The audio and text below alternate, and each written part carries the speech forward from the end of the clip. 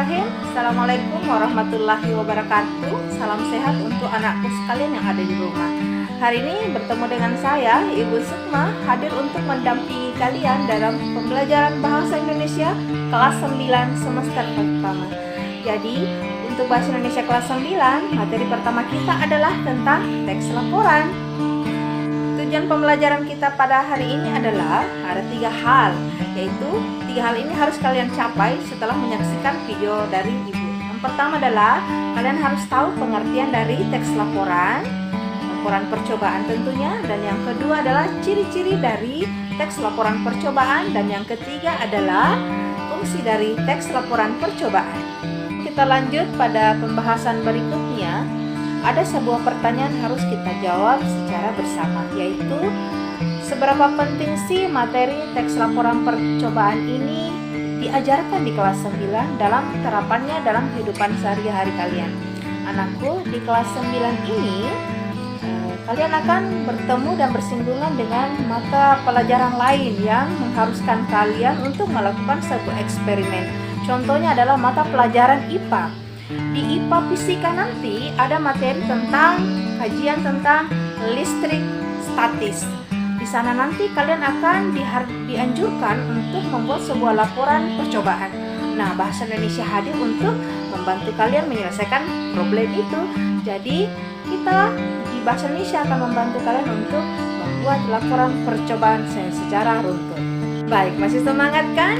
Anak-anakku, sekarang kita bahas materi tentang pengertian dari teks laporan percobaan. Jadi, dalam pengertian itu ada 3 kata kunci yang sangat mengikat. Yang pertama adalah apa itu laporan, percobaan, dan teks. Kita bahas pertama yaitu tentang apa itu percobaan. Percobaan adalah sebuah eksperimen yang dilakukan untuk menguji kebenaran sebuah teori.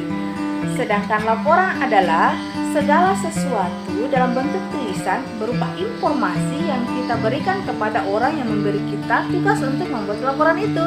Sedangkan teks adalah tulisan. Jadi tulisan ya nak ya, bukan lisan.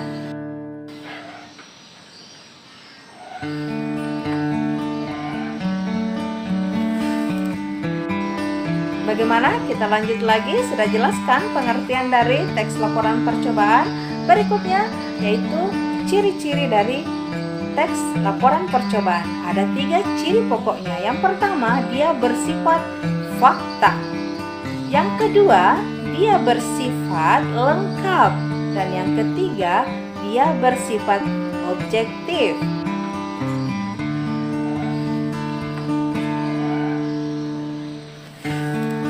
Sudah jelaskan tentang ciri-ciri dari teks laporan percobaan. Nah, berikutnya adalah kita akan bahas tentang fungsi dari teks laporan percobaan selanjutnya. Baik anak-anakku, berikut ini adalah fungsi teks laporan hasil percobaan.